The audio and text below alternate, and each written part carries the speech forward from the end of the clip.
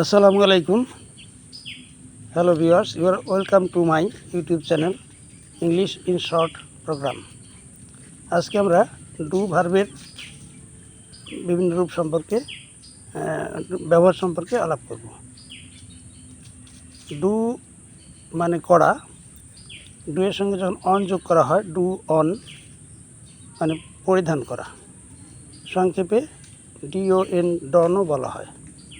Do on your shirt অথবা do Don your shirt মানে তোমার কাপড় শার্টটা পরিধান করো।